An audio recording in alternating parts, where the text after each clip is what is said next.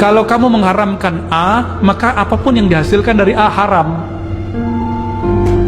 Kalau kita haramkan bank, maka antum haram menggunakan ATM, haram menggunakan fulus kertas atau fulus koin ataupun elektronik, haram semua.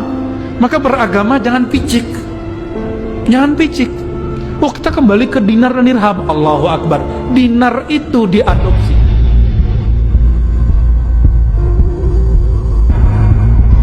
Apakah ada ulama yang masih memperdebatkan hukum bank?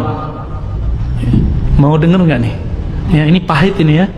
Ini berat tapi saya wajib menyampaikannya. Ada yang lulusan Al-Azhar nggak? Ada yang pernah ke Mesir nggak? Di Mesir ada Darul Ifta.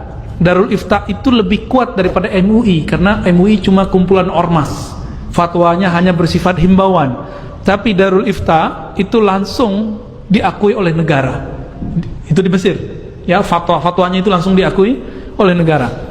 Ulama Mesir tahun 82-83 mengeluarkan fatwa bank itu apapun namanya haram. Alasannya apa? Karena bertambah, ada yang bertambah, bunga apapun namanya disebut dengan riba. Tapi Syekh Tontowi di tahun 87, 88, 89 mengeluarkan pendapat baru, boleh, tapi pendapat pribadi. Akhirnya di tahun 90-an, 2000-an, ulama-ulama Darul Ifta dan ulama-ulama Azhar kemudian mengkaji kembali. Hasilnya tahun 2003 Darul Ifta Mesir menfatwakan bahwa bank itu halal. Gimana itu? Wah, Ustadz ini liberal lagi nih. Kalau aneh liberal, maka Al-Azhar liberal. Ada yang berani bilang Azhar liberal? Ya. Darul Ifta liberal, ada yang berani bilang itu. Nah, liberal itu bukan itu. Liberal itu yang ngomong agamanya nggak pakai kaidah, itu baru liberal namanya. Ya. Apa itu liberal? Yang ngomong agama nggak pakai kaidah. Kaidahnya tak berkaidah gitu. Ulama Darul Ifta itu rata-rata ulama Azhar semua. Apa fatwa mereka? Bank itu sudah kami kaji lama, maka kami merevisi fatwa yang tahun 80-an itu. Jadi di kalangan ulama sendiri ada revisi. Masa yang bukan ulama maksain ulama? Ustadz kadang takut sama jamaah, akhirnya Ustadz terpaksa juga ikut-ikut sama selera jamaah. Tapi kata guru kami ya, menanggapi perdebatan itu, Syekh Ali Mustafa Yaqub, Kiai Ali Mustafa Yaqub itu punya buku. Ada ikan tuna kok pilih bawal gitu. Ada ikan apa yang gede-gede itu?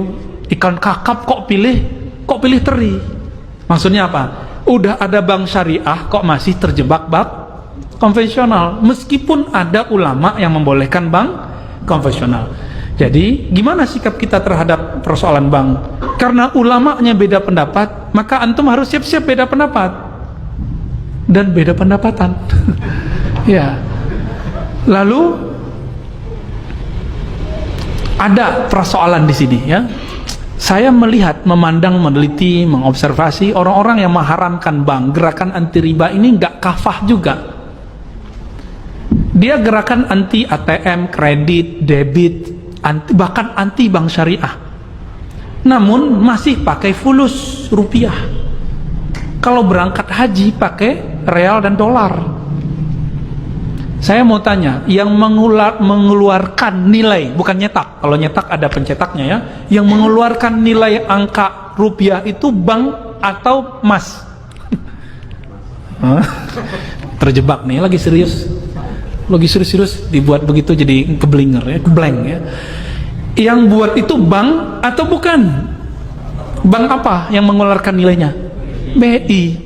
Antum itu mengharamkan bank tapi pakai produknya, tuh tanda nggak paham hukum fikih dan kawaid fikih. Dalam kaidah fikih ada sebuah kaidah at-tabi'u tabi'un. Kalau kamu mengharamkan A, maka apapun yang dihasilkan dari A haram.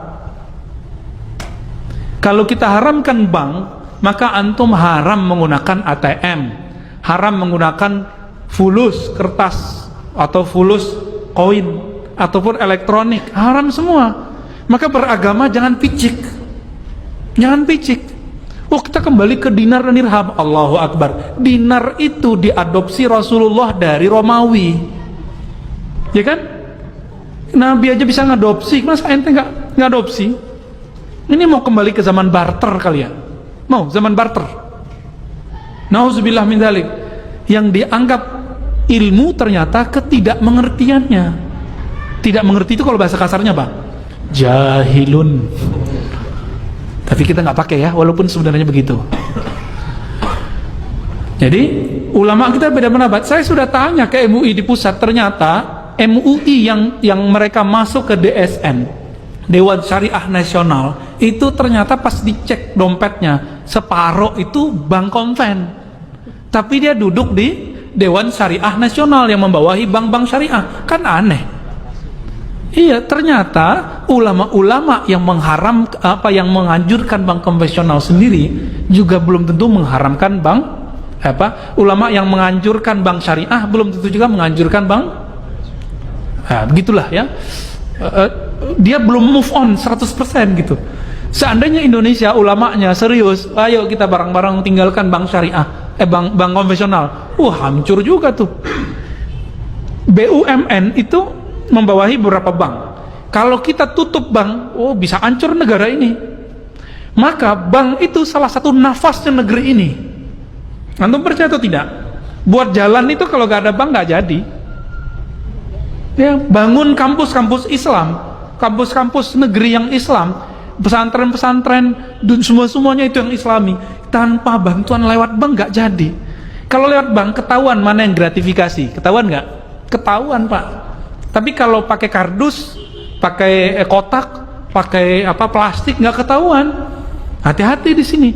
Oleh karena itu, saya mengajak, ayo ulama kita sudah buat bank syariah, ya. Namun jika memang belum bisa meninggalkan bank konvensional, ambil seperlunya, tapi bangun semangat untuk membesarkan bank. Ustadz kok pelin-pelan? Bukan pelin-pelan, kan antum aja yang belum move on, ya.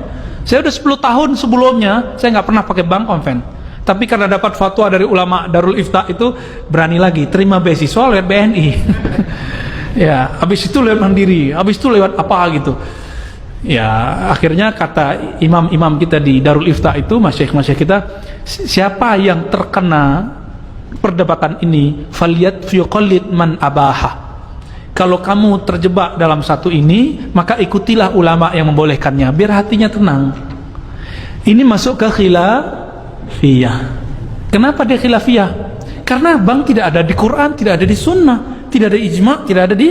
Tapi kalau riba ada di Quran, ada di sunnah, ada di ijma, ada di qiyas.